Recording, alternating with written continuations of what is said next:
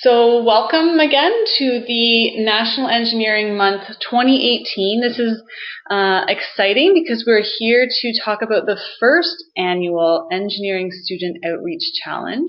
So this initiative is put on as a sort of a subset of all the activities and events that are happening as part of National Engineering Month. Here in Ontario. For those of you who aren't aware, National Engineering Month is obviously a national campaign that is coordinated by Engineers Canada. And here in Ontario, we're very fortunate to have the support of a few different organizations to really get the message out about engineering and technology to a really broad audience, youth and the general public. So you can see the associations there. Their logos are on the bottom of this slide here. There's OSCET, the Ontario Association of Certified Engineering Technicians and Technologists, Professional Engineers Ontario, and Engineers Without Borders Canada. And this initiative is being brought to us also in part by the Ontario Society of Professional Engineers. So missing their logo there, I'll have to fix that for the next slide deck, but they are also key to the support of the activities that are happening as part of National Engineering Month. So always nice when you can put a face to a name or an email, I think. As I mentioned, my name is Rebecca White, so that's me in the middle there. I go by Becky a lot of the time, so if I've been communicating with you on emails for maybe if you've registered a team for the Engineering Student Outreach Challenge or been asking me some questions about National Engineering Month, you've probably seen emails coming back from my email address there.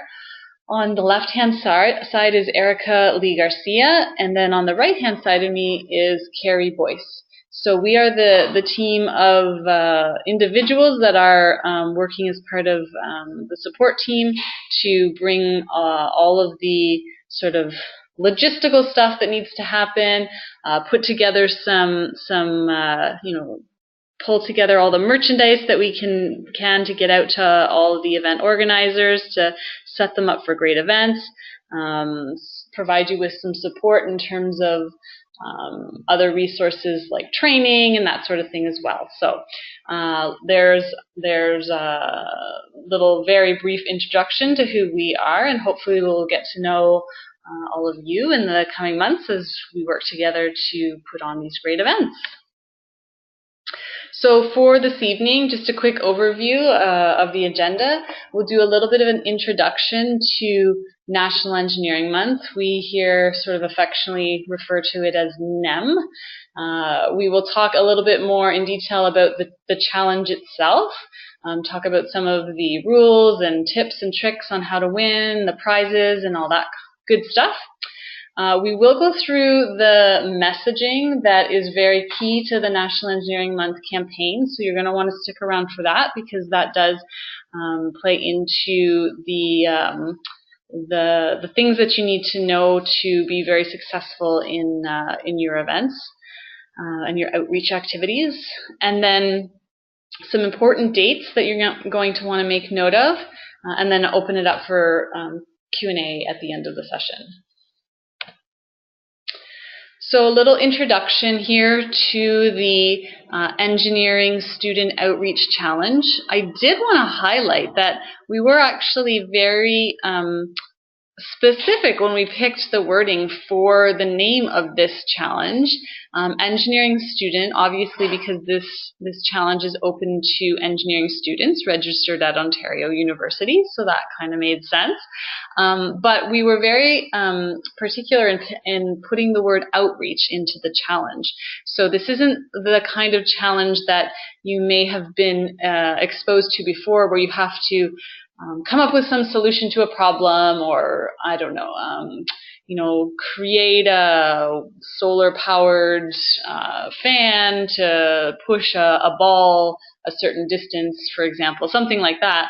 The challenge here is in getting the engineering outreach happening in really effective ways and in ways that we think will have a really great impact. So it's a little bit unique when you think about it that way. So that's why we wanted to make sure that we have the word outreach in the title there, and that shortens down nicely to ESOC. So if you hear me talking about ESOC, you'll know what I'm talking about. In terms of a bit of the details about this specific challenge, so you are required to organize an event as part of National Engineering Month, and that is in March of 2018. National Engineering Month is in March of every year, but we are obviously talking about the upcoming 2018 March that is not too far away now. The teams can be made up of up to 5 students, and I'll talk a little bit more about that, as well as the prizes that are involved in this challenge a little bit later on. Just wanted to spend a few minutes giving you a sense of the bigger picture. By participating in the Engineering Student Outreach Challenge, you are really part of something bigger. Here in Ontario, we have been growing the campaign year over year. Last year was our most successful year yet, in that we had over 350 events happening across the province throughout March. And the really exciting thing there is that that translates into many, you can see the numbers here, of positive experiences that are being created around engineering and technology for youth and the general public. So it's really such an amazing opportunity to think about the way that we're messaging engineering, and an opportunity to have an impact and influence in terms of what's going on and how we're shaping the future of the profession. So some pretty impressive numbers there, over 58,000 youth and teens and adults, as I mentioned.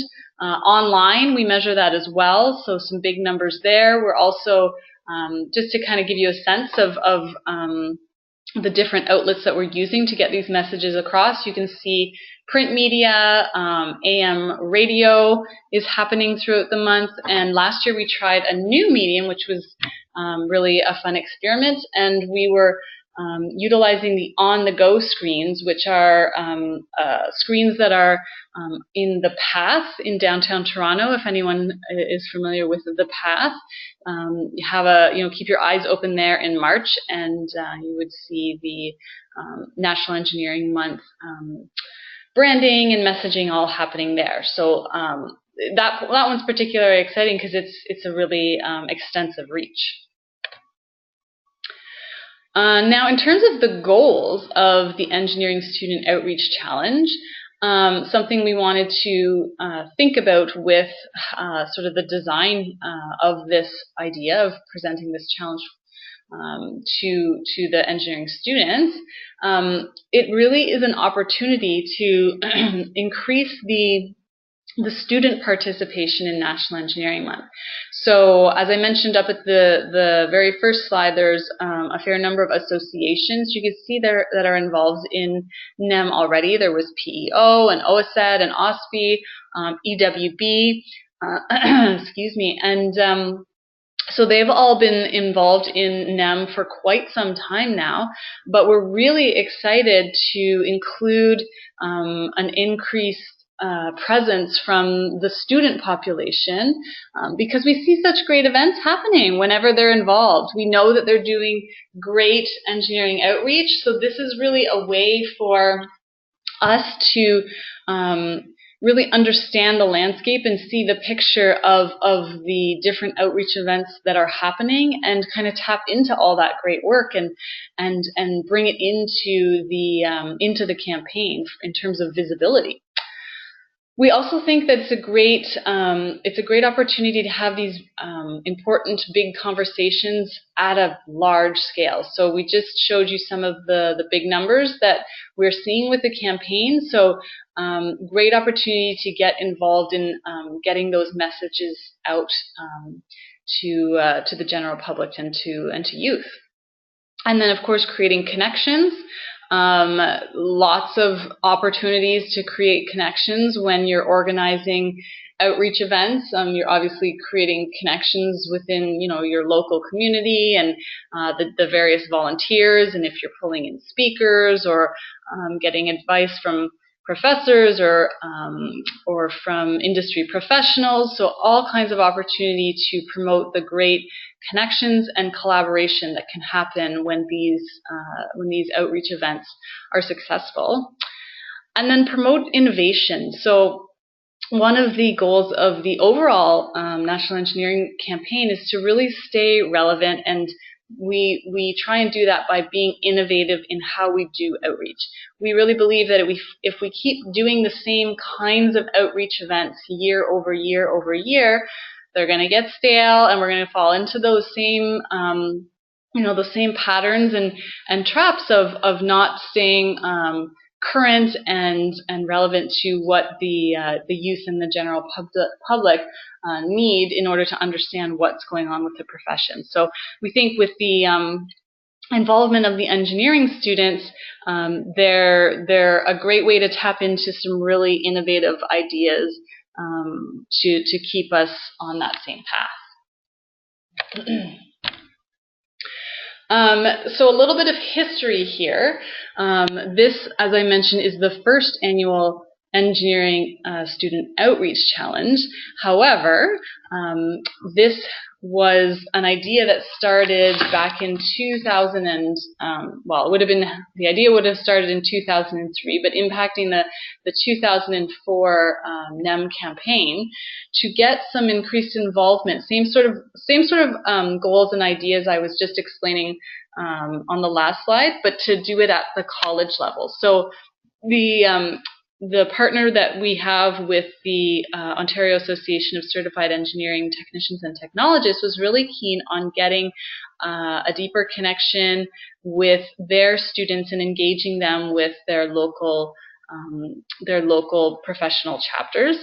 So they saw this as a really great opportunity. They saw NEM as a great opportunity to do that. So you can see the impact that the involvement of the students had on the overall campaign. So the red bar in the middle are the college student-run events. And so obviously you see a big jump there between 2013 and 2014 when the students got involved, and the trend has continued to grow year over year. So we're really excited about the potential impact that we've seen with the College Challenge, and we're still excited to see how we can take those learnings and transfer that over to the engineering students. So again, we just think there's some great opportunity there. There's some more information if you want to understand more about sort of the history of the College Challenge and the successes that we have seen there. You can click through the link on this page. This webinar will go out after it's completed, so you'll have a copy. You'll be able to access a copy of it, and the links will be clickable. So you can just click through that link there, and it will take you to a page that will go into more detail on the great impact that we have seen with the College Challenge, and will hopefully see with the Engineering Student Outreach Challenge. So talking a little bit about the why, that's something we do like to do. We do like to encourage all of our outreach organizers to think about as well, connecting back to the why. Why are we doing this? Why should we participate? So a few bullet points here of things that come to mind. So talking about increasing your connection to your profession. When you're in that university student mode of, getting all the work done, assignments done, getting ready for exams. I know it's a busy time, extremely busy time. Sometimes we can lose sight of why we decided to put ourselves through this. So it's a great opportunity to take a step back and connect back to that why. Myself personally, I did graduate from Queen's University for chemical engineering, and we didn't have National Engineering Month to the same degree that we have now when I was a student. But what I did have was an opportunity to work in my summers there at a science and engineering camp called Science Quest. And I can clearly remember how refreshing it felt to work with the kids and be able to explain things to them in a way that made me remember how exciting this was and the joy that it did bring me. And so it was a great sort of reset for me on a personal level. And so doing these events in March, we really believe has the same effect for all the volunteers that get involved in these outreach in these outreach activities. We talked a little bit about networking. Again, thinking about engineering students being in the mode of getting ready for the next phase or stage of what's coming on. Always a good opportunity to connect with some local professionals, advisors, and just the community in general to be prepared for learning more about what you might like to, where you might like to go or what you might like to do, and a great opportunity to talk to people about that. And we really think it's an amazing opportunity to be an ambassador for the field. So there's a lot of attention right now when we talk about the word STEM, or the acronym STEM: Science, Technology, Engineering, and Math. So you may have seen that or heard about that. And so this is a chance for us to really pop out that E in STEM, and we think that the S and the M, you hear a lot about the science and the math that's going on, but this is our opportunity to be ambassadors for the E in STEM, and have the general public and youth connect to what that means. Meaningful community outreach. So the notes we get back from participants, and sometimes it's just the look on their faces is sometimes just enough to make it all worthwhile. The long hours, the coordinating of all the logistics and all the little details. When you get that look up from a kid where you see the light bulb just turn on, it just makes it worthwhile, and it's so exciting and so rewarding to see and feel. And by doing that too, we can see, we're being role models and giving youth and the general public someone to put a sort of a face to put to the profession, and maybe think about it in a different way than they might have previously. So that's sort of the softer side of National Engineering Month and what it's all about. In terms of the more detailed side of the specifics around the Engineering Student Outreach Challenge, here they are. So teams must put on one or more public outreach events during March of 2018. A lot of the teams that I've seen registered have indicated they're planning to run 2 or more public outreach events. We're really excited to see that. We really believe that you can do some great outreach by keeping things simple, keeping costs down. They don't have to be like a one sort of big extravagant event. The simple things can really be very effective in getting the messages across. So just wanted to kind of highlight that the or more part of that statement is one area to think about if you're wanting to maybe get a leg up on some of your competition. I mentioned teams of up to 5 students can work together, so no minimum number there. That's the maximum is 5. I have seen college challenge teams that have been run by as little as 1 person, and they've had success as well, so just keep that in mind. Teams must connect with their local engineering society. So that's really just around that idea of networking and connecting. We know that there's a lot of great work happening with the outreach that is going on through the engineering societies. So again, just trying to increase visibility here as one of the goals of this particular challenge. So just to connect there and let them know what's happening. Teams can work with a faculty advisor and or a group of volunteers or fellow students. So strongly encourage you to think about the support that you're going to need. Your core team must be those the 5 students or up to 5 students, and those are engineering students. However, if you have other individuals that are interested in volunteering, that is encouraged. It's always helpful to have an extra pair of hands, or 2 or 3 or more, and faculty advisors are great at helping you with some of the connections you may need to get your events up and running. And teams must submit a self-evaluation event scorecard and a post-event info packet in order to be ranked in the competition. So very important point here. If you don't provide us with a scorecard and a post-event info packet, you aren't eligible to be ranked in the competition. So I'll explain a little bit more about what that means in the next, I think it's in the next slide. Yes, so how do you win? So you follow the rules. First and foremost, follow the rules. So the post-event info package and event scorecard. So there's more information about what's included or what needs to be included in the post-event info package on the website. So where you went to go and register, scroll down on that page, and there is detailed information on what documentation is required to be included with the post-event info package. So it's things, for example, like 2 to 3 photos from your event with captions. There's journalistic write-up. Really, the intent of this package is to be able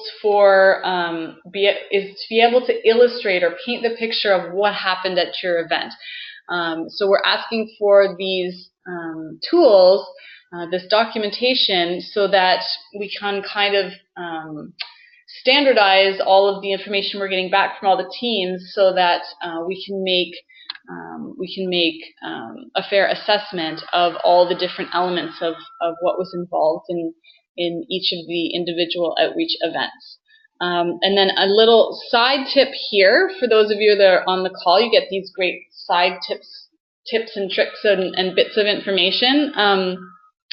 When you are submitting photos to us as part of your event info package, we ask for, I think it's 2 to 3 pictures, which we have some teams that are, they do a great job and they take like 500 pictures of their event, because it's, in the moment it's just great, and you get so caught up in all the great faces and activities that are happening, and they send us all 500 pictures. And I'm great that you're really excited to have all those all those great memories, but it takes us a long time to go through and pick out the best 2 or 3. So what might happen is, if you send me 500 pictures, might just take the first couple pictures, the first 2 or 3, and those might not be your best ones. So in the interest of being able to illustrate what happened at your event,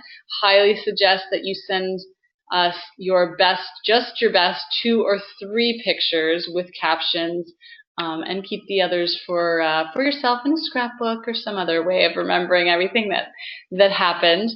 And then the event scorecard is the other important piece of documentation that you need to be aware of. So this is a tool that we will send to you. You will get it in January. And it's pre-populated with, it's just an Excel spreadsheet. It's pre-populated with some of the information that you provide to us on your funding application.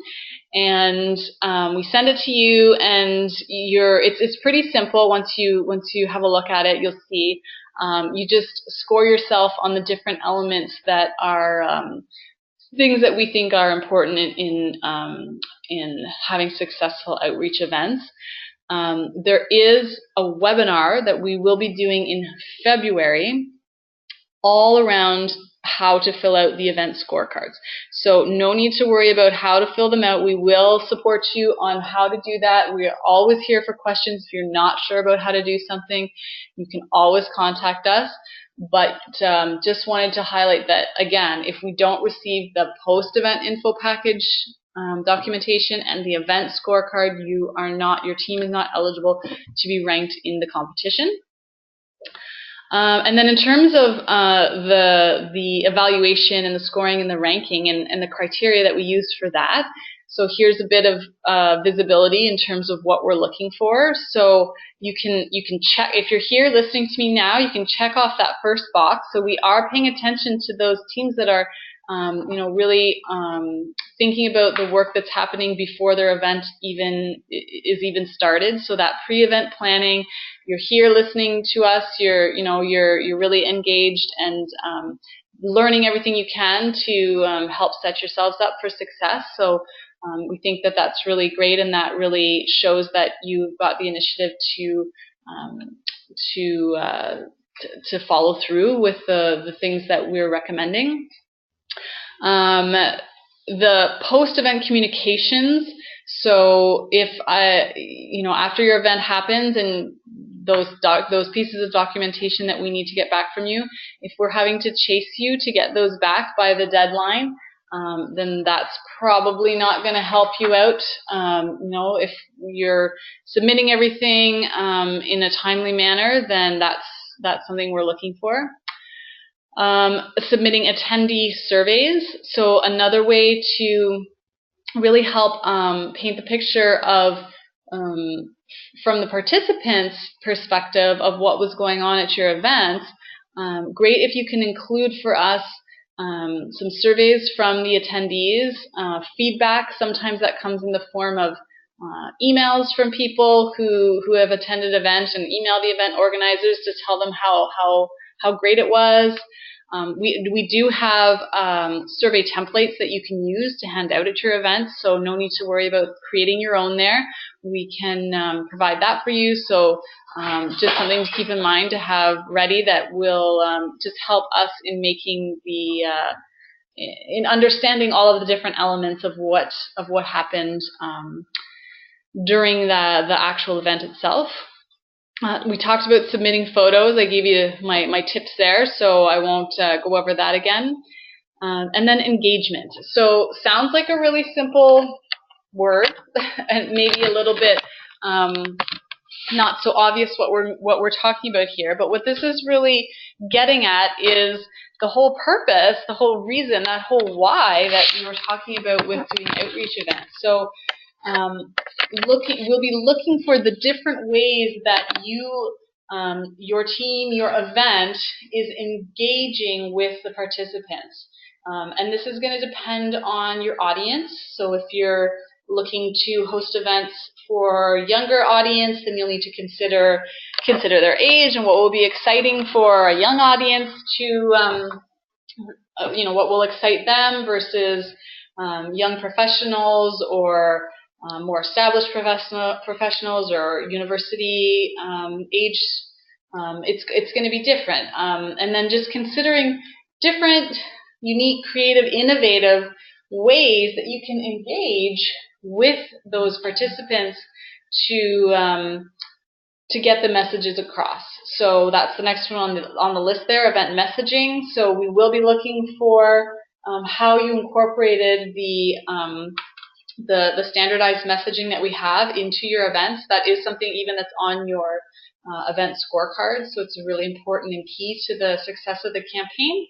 And that ties right in as well with the event themes. So all this information again is available for you on the website nemontario.ca, and you can click through the link here as well, or contact us again at any time for further clarification. A couple more hints here. So I already talked about how we think it's great that we can be involving engineering students in National Engineering Month events for the overall campaign, because we do see a lot of innovative events happening by various student groups. So when we talk about innovation with doing outreach events, there's a certain way that we think about that. So collaboration is something that we think is really great to see, and there's different elements that we think are considered innovative when it comes to how you're doing your outreach event. So to find out a little bit more about what that means, you can click through nemontario.ca/innovation, and we go into a lot more detail there on what we think and what we consider to be an innovative outreach event.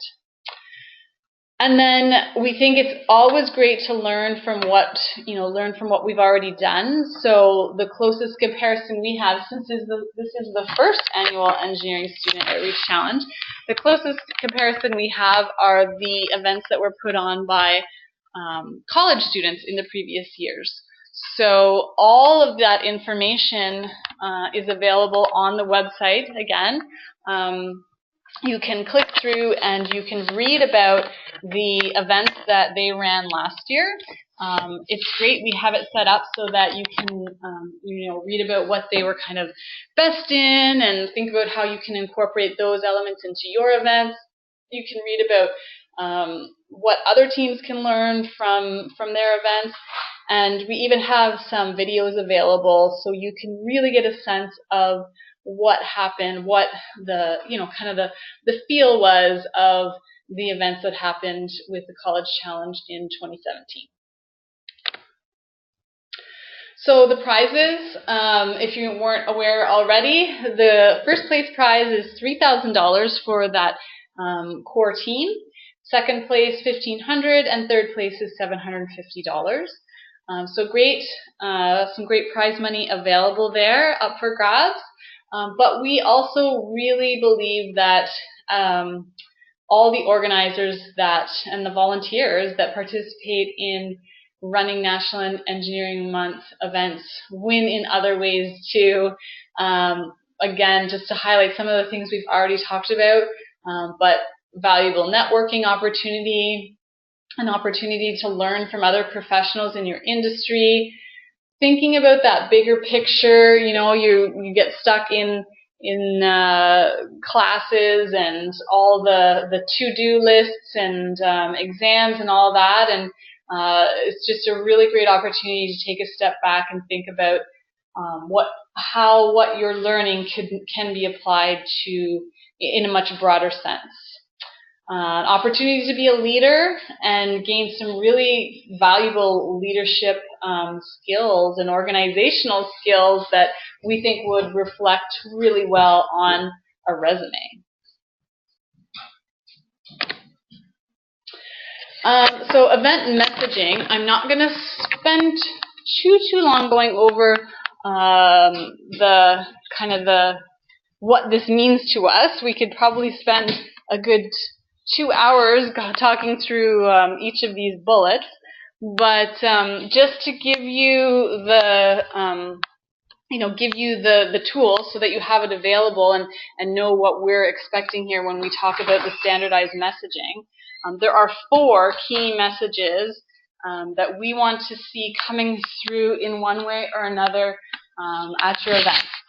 Not that you need to cover all 4 of them, but we'll be looking for at least one of these messages coming through in the design of your outreach events.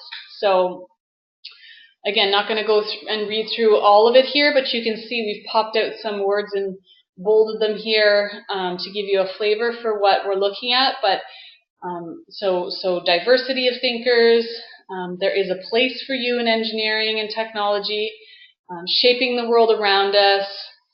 We really love this one around creativity and imagination and turning those ideas into reality. That's a great one if you're thinking about doing something with kids, and you can have a lot of fun with that idea. And then so much built into this last one here, but considering how engineering and technology are essential for all these different elements like safety, health, happiness, comfort. So how you can embed those ideas, these messages, into your events in different ways. I mean, you can come right out and just say these things, but we're really looking to see how these ideas are really embedded into the design of the experience that you're creating for the participants. The theme for National Engineering Month 2018, this is established by Engineers Canada. They've decided to keep it the same as the theme that they had last year. So the theme is that there is a place for you in engineering and engineering technology. So great inclusive messaging idea there. So that ties in really nicely with the messaging guidelines that we just talked about. And then finally onto those all-important dates that I was talking about. So first one has come in and gone. You've registered your teams. Next important date you need to know about is the submitting the funding forms. So once your team registered, you should have received an email from me with some information. One of them was to sign up for this webinar. The other, and there should have been attached to that email a funding form that needs to be completed. So we need that done and submitted by the 17th. Now, we recognize you are all very busy people, and we don't want you to worry about all of the information we're asking for on these funding forms. It's a few pages long, I'll warn you, but rest assured, we're here to support you in filling them out. The information that we're asking for, and the reason we're asking for it by this date, is because we need that information to make some decisions and to start ordering materials and supplies and t-shirts and posters and all that great stuff that we will have available to send to you to support your event. So time does really fly. So that's kind of the reason why we're asking for it on a fairly tight timeline. However, that said, we're happy to update any information if it needs to change. So, for example, we ask you on the funding form for the date and location of your event. We get it. It's early stages of planning here. So if you don't know those things yet, that's okay. Just put TBD, to be determined, and you can follow up with us once you have that information available. That information gets published onto an event listing that we publish on the website. So it's great information to have. You can use it to promote your event. But that's something that can be done at a later date. So if you don't know certain pieces of information, it's okay. Just put what you do know for now and get us those funding forms back as quickly as possible by the 17th. Then next up, you'll be hearing back from us in January, and that's when we'll be sending you the scorecards that I mentioned, and that is when the first round of funding is distributed. So quick explanation for you on how the funding does work. So you are eligible to apply for up to $700. The funding is then basically split into two parts. The first round comes in January, so you can use that to start getting things ready for your event. The second part of the funding is held back and is only released after we receive your scorecards. So it's a second reason here, if not maybe a more important reason, to make sure you're getting your scorecards to us on time, because if we don't receive your scorecard, then you will not receive the second half of your funding. So that's just really important to remember. And then following the scorecards and funding distribution in January, we have merchandise that will start coming in. So we package that all up, and we send you the all the great swag that you can use to support your events. And that will happen. You should receive it late in February. And then, of course, in March, all the events take place. We do our best to try and get out to as many events as we can. Not always logistically possible for us, but when we can, we love to come see what's going on. It's great fun. Really looking forward to this coming March to see what everybody's doing. And then following that up, very quickly, is the documentation part. So scorecards and post-event info package must be submitted to us by April 2nd. So make a note of that date. If your event is happening later in March, unfortunately, you have less time to pull all that information together. So just need to be aware of it. Maybe you need to consider having a volunteer that's dedicated to just focusing on that documentation that's required to be submitted, because we do have to get that all pulled in by the 2nd, so that we have time to analyze all that data and make the decisions to select the winning teams, which will happen in April, which is always very fun and exciting. And I believe, that's all I have in terms of information I wanted to kind of download and throw out at you. I know I gave you a lot of information in the last 45 minutes here. So again, just wanted to really thank you first and foremost for taking the time to tune in this evening and be someone that is committed to volunteering their time to put on a great outreach event for NEM 2018. And then just to kind of reiterate again, this is just a really exciting opportunity for us to improve visibility of what's all the great stuff that we know is already going on with the outreach that's happening at the universities and with the engineering students. So I'm really excited to have everyone on board, and we are here to help you and support you. And I think with that, I will open it up for any questions or comments that we might have.